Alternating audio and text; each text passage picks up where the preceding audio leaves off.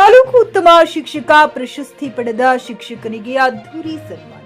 ಧಾರವಾಡ ತಾಲೂಕಿನ ಸರ್ಕಾರಿ ಹಿರಿಯ ಪ್ರಾಥಮಿಕ ಶಾಲೆ ಮುರುಕಟ್ಟಿಯಲ್ಲಿ 13 ವರ್ಷಗಳಿಂದ ಸೇವೆ ಸಲ್ಲಿಸುತ್ತಿರುವ ಸೈಯದ್ ಕುಪ್ಪೇಲೂರ್ ಶಿಕ್ಷಕರು ಶಾಲೆಯಲ್ಲಿ ಮಾಡಿರುವ ಅಭಿವೃದ್ಧಿ ಕಾಮಗಾರಿಗಳು, ವಿನೂತನ ಕಲಿಕಾ ವಾತಾವರಣ, ತಂತ್ರಜ್ಞಾನದ ಮೂಲಕ ಕಲಿಕೆಯನ್ನು ಶಾಲೆಯ ಎಸ್ಟಿಎಂಸಿ ಗ್ರಾಮ ಪಂಚಾಯತ್ ಗ್ರಾಮದ ಜನರ ಸಹಕಾರದಿಂದ ಸರ್ಕಾರಿ ಶಾಲೆಯನ್ನ ಖಾಸಗಿ ಶಾಲೆಗಳಿಗಿಂತಲೂ ಅಭಿವೃದ್ಧಿ ಮಾಡಿದ್ದು, ಮಕ್ಕಳ ಕಲಿಕೆಯನ್ನ ಹೆಚ್ಚಿಸಲು ಉತ್ತಮ ಕಲಿಕಾ ವಾತಾವರಣವನ್ನ ರೂಪಿಸುವಲ್ಲಿ ಈ ಶಿಕ್ಷಕರ ಪಾತ್ರ ಹಿರಿಯದು.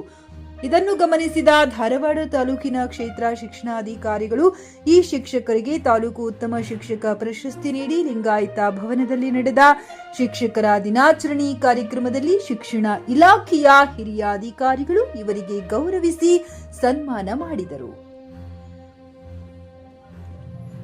ಇದನ್ನು ಮುರುಕಟ್ಟಿ ಗ್ರಾಮದ ಸಮಸ್ತ ಜನತೆ ತಮ್ಮೂರಿಗೆ ಇಲಾಖೆ ನೀಡಿದ ಗೌರವವೆಂದು ಭಾವಿಸಿ ಸನ್ಮಾನಿತ ಶಿಕ್ಷಕರನ್ನ ವಾದ್ಯಗಳ ಮೂಲಕ ಇಡೀ ಗ್ರಾಮದಲ್ಲಿ ಮೆರವಣಿಗೆ ಮಾಡುವುದರ ಮೂಲಕ ಅವರಿಗೆ ವಿಶೇಷ ಗೌರವ ನೀಡಿದರು.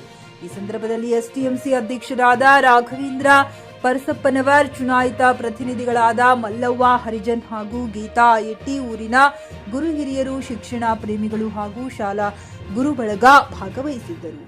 Iranna Badige, TK news Kannada, Dharwad.